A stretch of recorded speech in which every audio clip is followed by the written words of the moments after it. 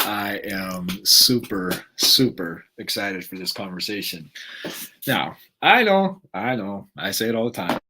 And why do I always say that? Just because I'm always excited to be here and share conversations with you that could be the very thing that transforms your life to a whole other level that you might not even be aware of. And this is one of those conversations because a lot of people really miss out on some of the greatest opportunities within their lives. And it is like, well, I'm going to make the assumption that most of you that come onto these shows, if you haven't, then you need to be doing this. But I'm going to make the assumption that most of you have read Think and Grow Rich at least one time. I've gone through Think and Grow Rich probably 300 times, and it is a book that I have studied thoroughly. Why? Because Success Leaves Clues and Think and Grow Rich is probably the book that is more responsible for creating more millionaires than any other book out there, right? And the reason I bring up Think and Grow Rich is because there's a story in there about stopping 3 feet from gold. And a lot of people end up doing the same thing. Now, everything I teach is from experience, right? So when I say something, understand that it has been part of my journey as well. And there has been so many times that I have had doubt come up and stop me from stepping into an incredible level of potential. And then I had to go back to what was familiar, all that before I had something else that motivated me to step out back into another level of expansion, right? And the statistics are everywhere, right? And so success and failure leaves clues, right? And some of the greatest information out there is literally knowing what not to do, right? And so many people get caught up in this. Well, I don't know how I can support people because I've screwed up so many areas of my life. Well, if you can shorten somebody's learning curve, that is something that is incredibly valuable, right? Because what ends up costing us more are the things that can get very, very expensive, right? And that's one of the most expensive ways to learn is through experience. So I show people how to shorten their learning curve, first of all, by getting them out of the way and really finding out what is their inner programming that's keeping them from stepping into their greatness, right? Because sudden wealth syndrome is real. So what is sudden wealth syndrome? Sudden wealth syndrome. By the way, if you're just checking in here, type in if you're watching this live or you're watching this a replay. Also, tell me where you're checking in from. I always like to know where all my friends and family are checking in from. I consider everybody that jumps on here my family because I love and appreciate each and every one of you. So sudden wealth syndrome is basically you have a lot of wealth come into your life and you're not able to how it lands on you is it makes you feel so uncomfortable that you do everything you can to get rid of it, right? So that you can go back to what's familiar. And this is what we call inertia, right? Like 85% of lottery winners file bankruptcy within 5 years of winning the lottery. Why? Because they go back to what's familiar. Because we create in our lives what we believe we deserve. Let me repeat that. We create in our lives what we feel, believe that we deserve, right? So, my question to you is what is your level of deservedness, right? And the reason why the sudden wealth syndrome happens is it because it animates our imposter syndrome, right? And we all have an imposter syndrome, every single one of us. And to think that you don't is willful ignorance, right? Like we have imposter syndrome. And how you find out how your imposter syndrome shows up, start expanding beyond what you're comfortable with, right? And it'll show up loud and clear. And we go into self sabotage and all these wonderful things that keep us playing at the level that we are comfortable with, right?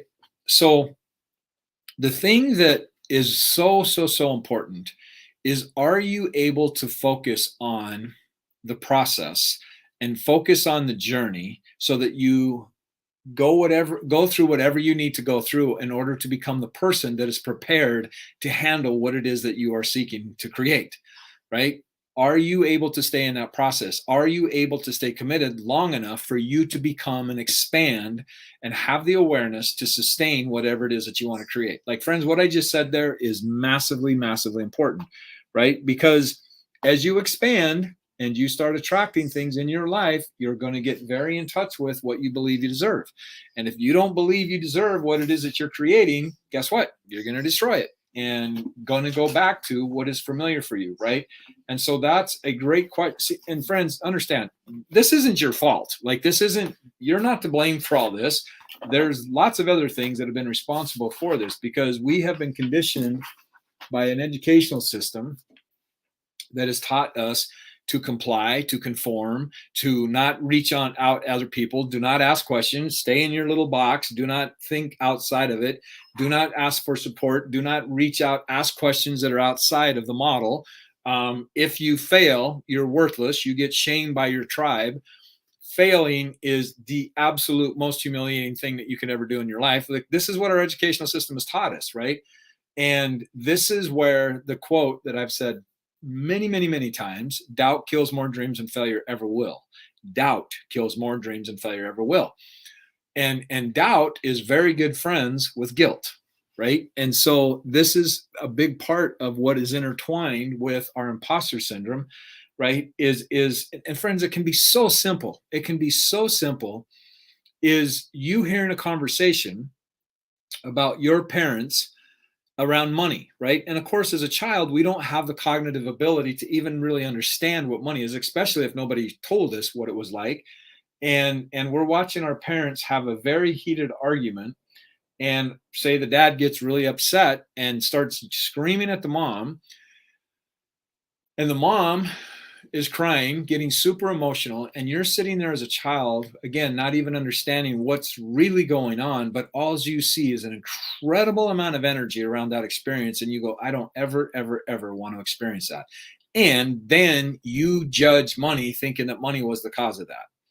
How do you think that's going to impact your ability to attract money in your life? Massively.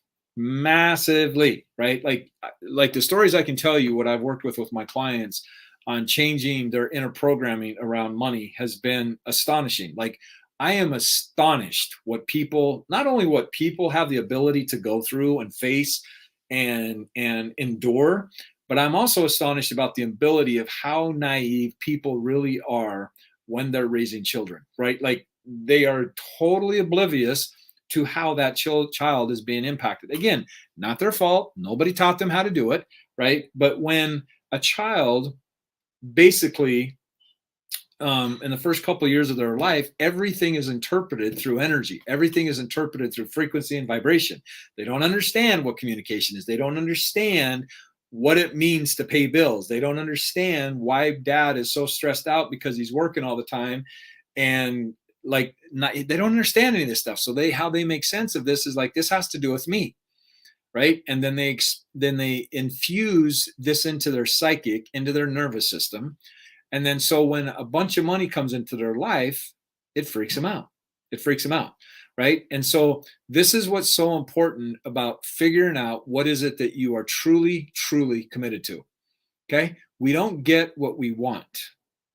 Hear what I'm saying? You want to write this one down, because this is really, really important. We don't get what we want. We get what we are committed to.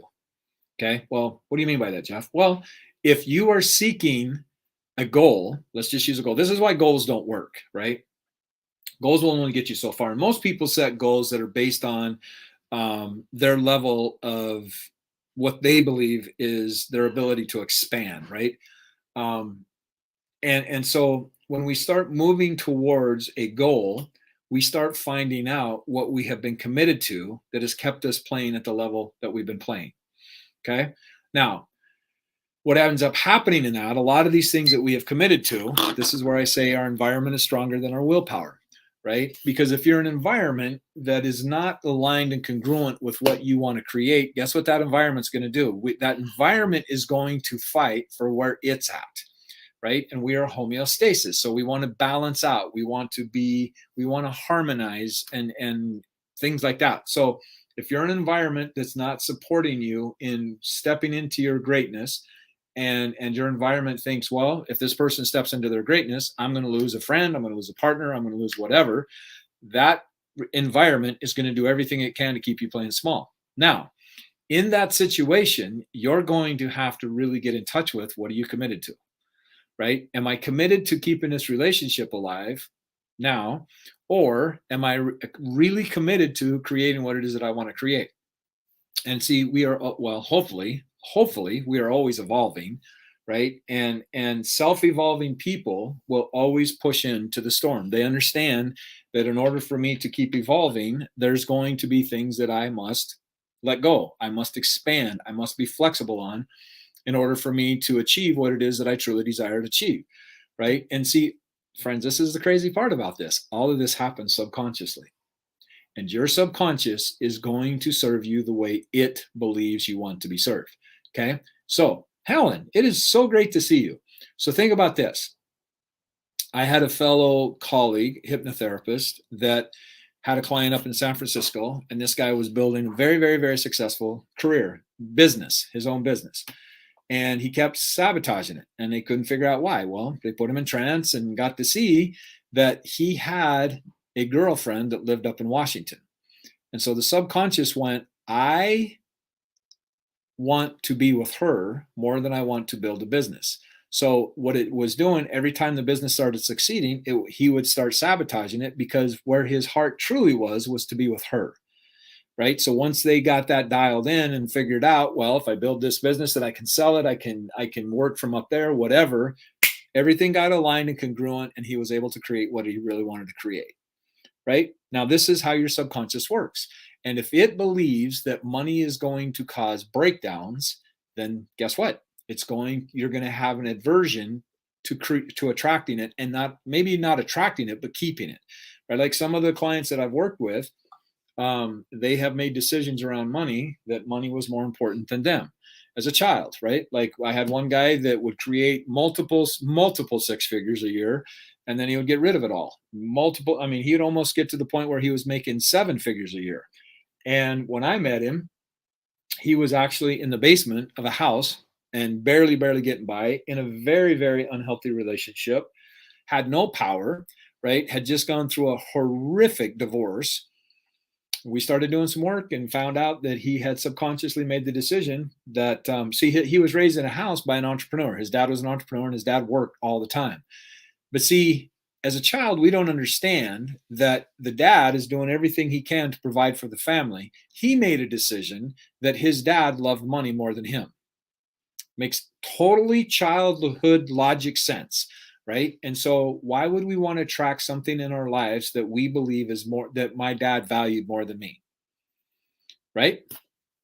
And then there's this other part of us that wants to attract it because then, well, dad will be proud of me, right? So we have all these conflicting parts that are within us. Well, if you try to chase two rabbits and see how effective that is, right? So this is where it's important to get all this stuff aligned so that we can be congruent and consistent, right? Which is what this whole conversation is about, is because if we don't really understand our inconsistencies, then we are going to keep creating the same things that keep feeding the same paradigms that we've always fed, right? And so how much would it be worth to you to find out what's going on subconsciously, how to get it aligned, and how to get it congruent and in harmony and in resonance with what it is that you actually want to create? How much would that be worth to you?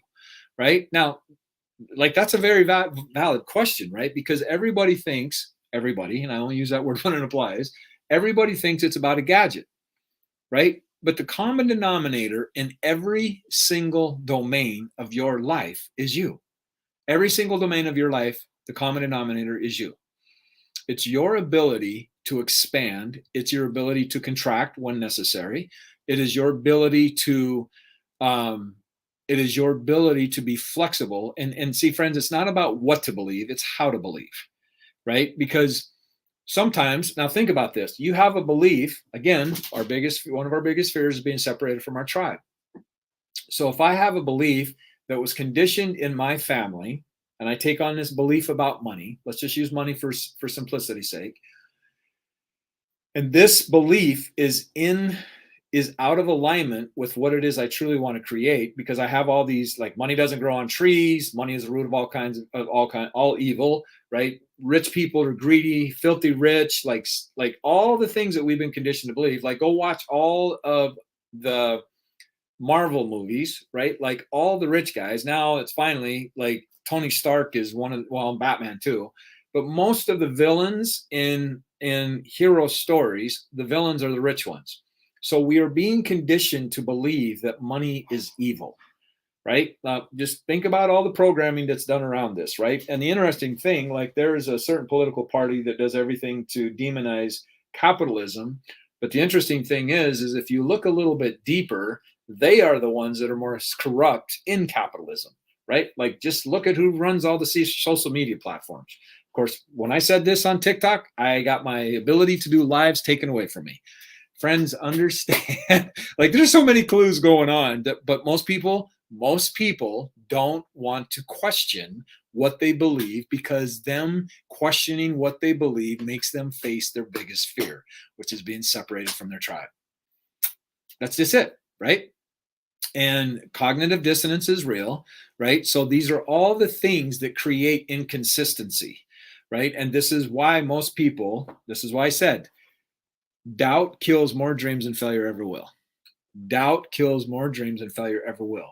And doubt is in sync with guilt and shame, right? And so out of that is where we also, now where does the guilt and shame keep us tied to, is because of humiliating experiences, right? So we don't want to re-experiencing humiliate, blah. I see, whatever that guy is, back up and rewind. We don't want to have humiliating experiences, but we've been raised in an educational system that says to fail means you're separated from the tribe, and then you have to go take special classes, or you get your F put out in front of the hallway so everybody in your class gets to see. Ouch, I bet that probably felt good on yours. It didn't feel very good on mine. Everybody gets to see your F. And see, we have been raised to believe that our academics is what our identity has to do with it, right? Like I was just having a conversation with my mom the other day. I could not believe, well, actually, I do. I do believe it. But my mom said, you should go back to school. Like my mom has no idea, right? Like, it just blew me away. Like, you need to go back to school. Like, what? Like, but that's how entrenched it is in our society, right? And you start going back and you start doing a little bit of due diligence and you start doing some critical thinking and you start understanding why the educational system has trained us and conditioned us to believe the way we believe, right? Is because it was all set up to make employees. Straight up, right? Like income tax is the biggest income tax or biggest tax bracket. The biggest, man, I cannot speak tonight. The biggest tax bracket, biggest percentage that we pay is income taxes, right? Like, and you start understanding that like 56% of every dollar you make goes to taxes. I would encourage you to start looking into being an entrepreneur at a whole other level, right? Because there's lots and lots and lots of tax shelters within inside of being an entrepreneur, right? Like pretty much everything I do is a tax write-off, right? And I've set it up that way because I value the money I make because I work hard for it, right? So being consistent, what is it that you want to create in your life? What is it that you want to create in your life? Now, when I ask most people, what is it they want in their life? The answer that I get back is what they don't want, right? Well, guess what? You keep focusing on what you don't want. That's the very thing that you're going to keep recreating, right? So what is it that you want in your life? Then getting real about what is it that's standing in the way, or what is in the gap of you creating what it is that you want in your life, right? And then getting real, like, are you in a relationship that doesn't support you? Or do you have beliefs that are holding you back from stepping into your greatness? Are there areas of your life that you don't want to get real about, right? Like whatever you don't want to get real about is going to show up. And when it shows up, oh my gosh, I'm going to get emotional about this because this really landed for me today. So today I was watching a video on TikTok, and it was one of the America's Got Talent. And it was, what was her name? Night Angel or something like that. But she had cancer. She had cancer. And they were saying, like Simon was out talking to her, and Howie Mandel said, "Hey, like, are you okay?" And she's like, "I'm okay." And then they started talking to her, and she had cancer all over her body. He's like, "Wow, you're really not okay." And she said something like, "We don't have to be good to decide to be okay." And she got up there and she just started singing her heart out. She ended up passing. And I was sitting there watching that, and I was like, why do we have to get so close to death? Like I have kissed death's door more times than I care to admit. Why do we have to get so close to death for us to really value life? Like that's a profound question. And I think about when I go to funerals, everybody's talking about this amazing person that is being celebrated, and I always ask myself, did you tell that person that while they were alive? Right? And when that this is when all the guilt comes up, right? And it's one of those things where we don't regret that when people pass and they ask the question, what is it that they regret in their life? It's not what they did, it's what they didn't do. It's what they didn't do. So, what is the song inside of you that you've always wanted to write? What is the book in you that you've always wanted to express? See, my grandma went to the grave with a lot of amazing books that she spoke all of my life. She talked about how she wanted to write books, and she never did. And she never did. And she took those to the grave with her, right? This is where our inadequacies, our doubts cost us so much, is it denies the world the stories that we get to share, right? And this is one of the things that Napoleon Hill talks about. Like like I've studied lots and lots of Napoleon Hill. In fact, I'm going to put this up there. Because in the ROI Accelerator Challenge, right, signing up for the VIP, you get my Laws of Success class that I put together. I've studied Laws of Success. Like I said, I've listened to Think and Grow Rich well over 300 times. But he said the thing that's astonished him more than anything after 16,000 interviews was people's inability to get honest about their inadequacies. See, it's how you hold your own inadequacies that determines how fast you accelerate through stuff. See, and how you characterize them and hold space for them is also going to determine how easily and effortlessly you transcend them, right? There's all kinds of things that I get to work on every single day. Every single day I get to work on stuff. And you know what? I'm okay with that. I'm okay with that.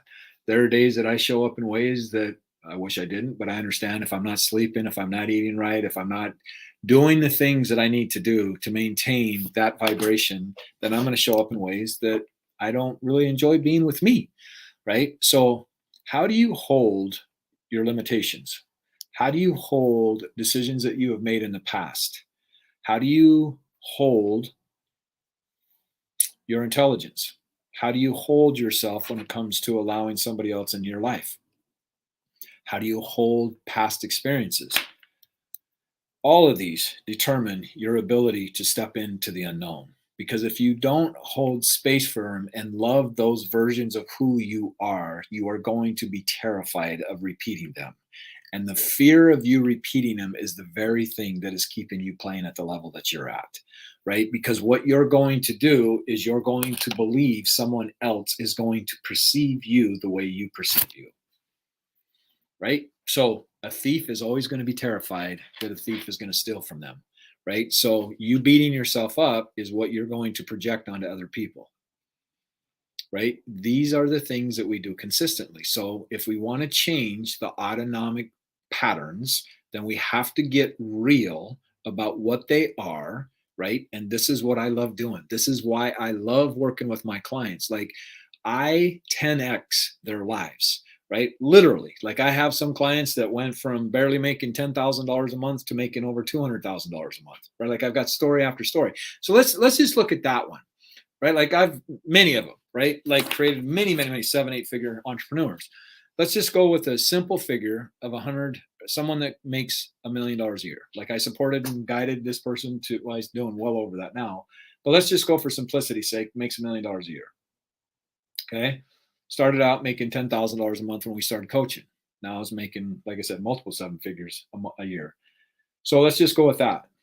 So let's say someone's making $80,000 a year, right? And it is possible, like I've done it, to teach somebody how to make $1 million a year. So how much is it costing someone that's making $80,000 a year? How much is it costing them to not know these strategies that I show people? It is literally costing them $920,000 a year. That is our biggest expense, is what we don't know. That's our biggest expense, is what we don't know. And see, we keep investing into gadgets and we keep investing into strategies, right? Rather than investing into ourselves and learning the strategies so that we can move through the crunchy, gooey, stinky areas of our lives and passing those thresholds, right? The longest yard on the football field, the longest yard on the football field is the last yard before the end zone. That is where we come into with our thresholds, and we have to have the ability and the tools and the strategies to move through those thresholds. Otherwise, our body takes over and we shut down. And we convince ourselves what we really wanted to convince ourselves anyway. The doubt comes up and says, see, I knew it. I knew I wasn't going to make it, or nobody cares for me, or this always happens, or I don't have what it takes. This is too hard. Like, all these doubt and guilt and shame voices come up and they win again. And this is why setting goals doesn't work. This is why setting goals doesn't work, right? It's not the goals. It's what are you really committed to? Are you committed to the version of you that you have right now more than committed to finding out what is possible for you, right? And I'll share this and then I'll wrap this up, right? Because, like, why do we want to go to a casino? We want a shortcut. We want a shortcut. Like, if I win the lottery, boom, everything's going to be okay. See, everything will be okay when you trust your ability to create that. That's when everything's going to be okay, right? Is once you trust your ability to create it, then you're going to know you deserve it. And then you're going to know you've paid the price and you've become the person to sustain whatever you're building on top of that, right? So I love speed. Like, I love speed. I love fast cars. I've always loved fast cars, fast motorcycles. Like, the faster, the better. Boats, whatever, right? I always used to say, if it doesn't have a clutch, I don't ride it. Like, I'm not a big fan of horses. Now I'd love to learn how to ride horses, right? But the thing with cars, and I just found this out with my car, like, all cars has a potential, right? Like, they all have the ability to find out what is the absolute potential of that car, right? Like, this is why I love Formula One, right? Because this is the epitome of the auto industry and finding out what is possible for cars, right? So finding out what the limit of that is. But see, I found out in my car, they have this wonderful thing called the governor, right? Like, I found out my car will only do, up until now, because I'm going to have my way with it, my car will only do 155 miles an hour, right? Because I hit the governor.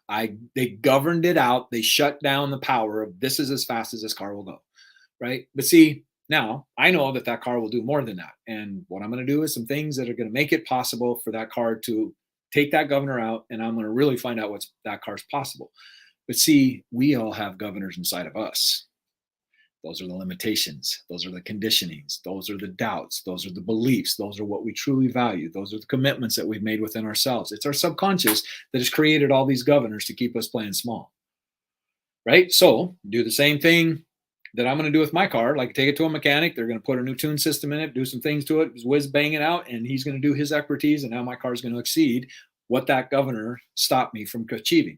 That's what I do with my clients, right? So in the ROI Accelerator Challenge, like, I just taught last night, like, the most incredible training that I've ever did, that has been responsible, like, the beginning of this year, ended up doing a workshop, 90, well, it's way over that now, but then it was like 95K, but it's gone into, like, way into the, like, probably pushing 200K now of what I created in the beginning of this year, right after last year, which my entire freaking life got nuked last year, right?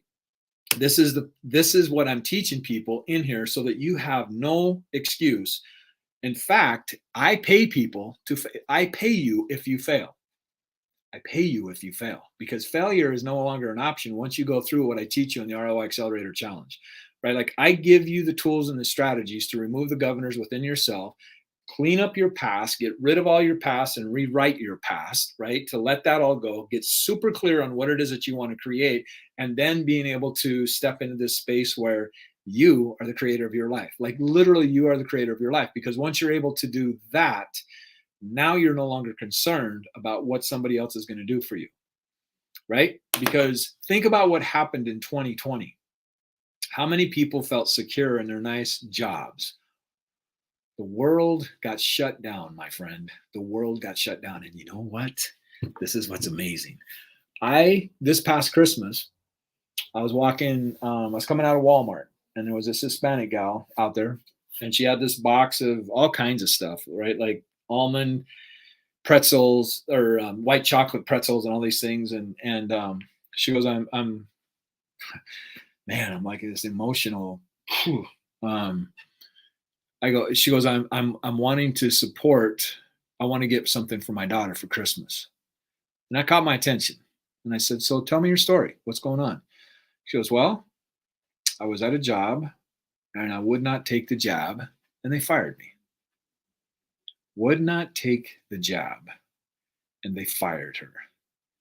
And so there she is out in front of Walmart selling these knickknacks and little things to eat and stuff like that that you can put in Christmas stockings to raise enough money for her daughter to buy her a Christmas present. And I said, congratulations. Good for you for standing on what you value. Because I certainly get what it means, how many people have weaponized and demonized me for standing in my virtue. Like I wasn't going to get that no matter what. Nobody was going to put that crap in my body, right?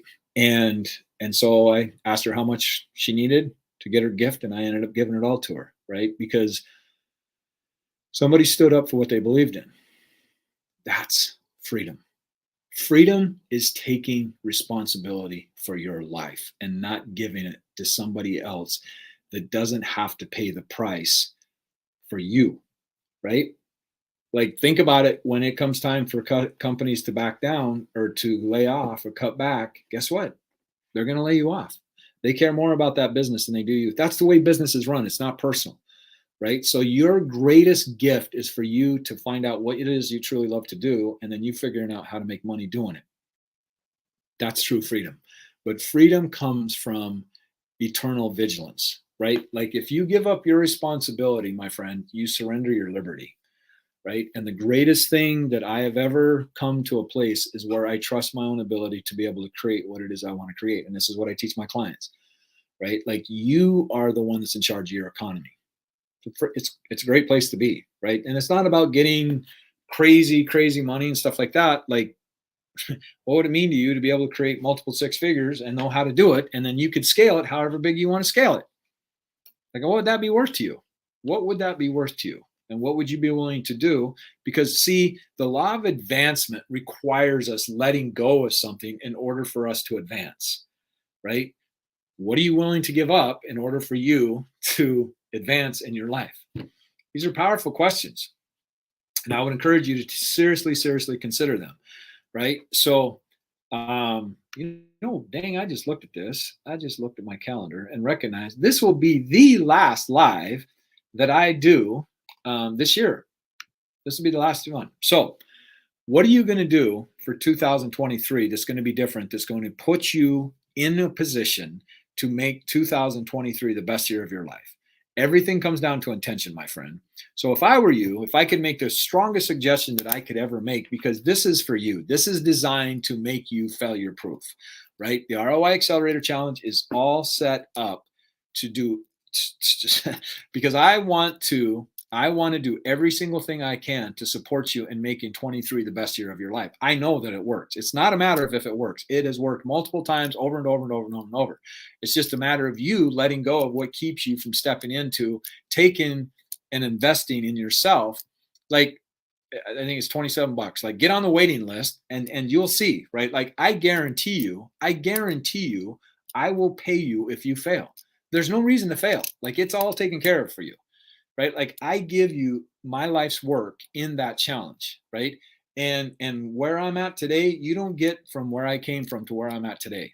You just don't, right? Like I had a friend of mine tell me one time, and it blew me away. He said, Jeff, someday you're going to realize how big of a miracle you are. And I was like, what does that mean?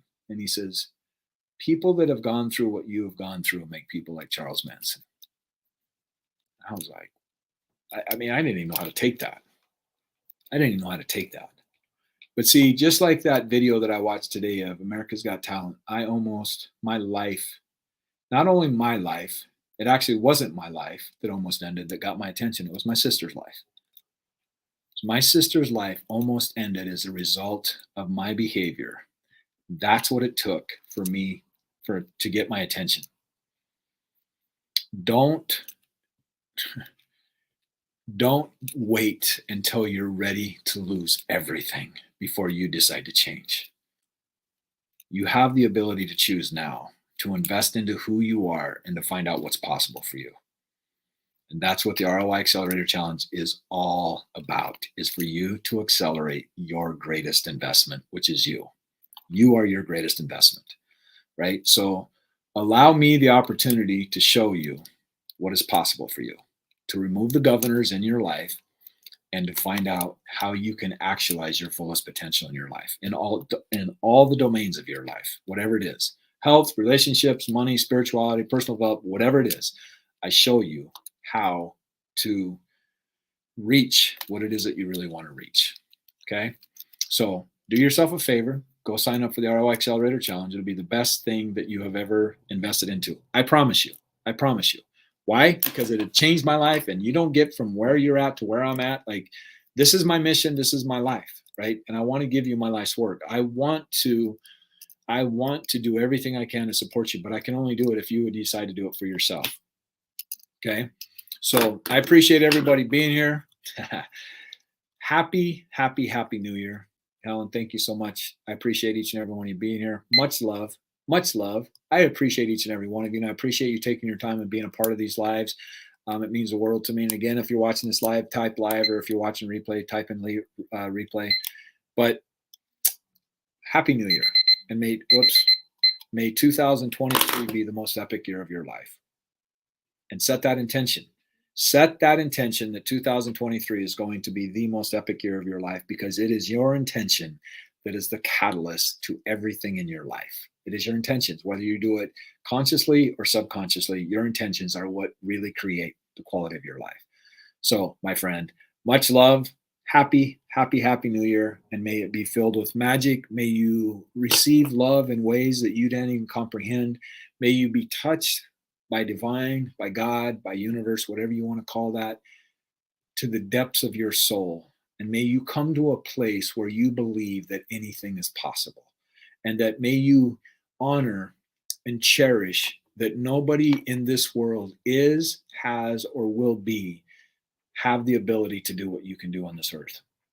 Only you can do that, my friend.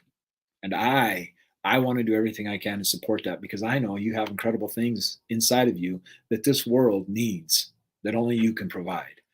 So may you receive that, may you stand in that, may you invest in that, and may that be the intention for 2023. Much love, my friend, and I will see you in next year. Be blessed.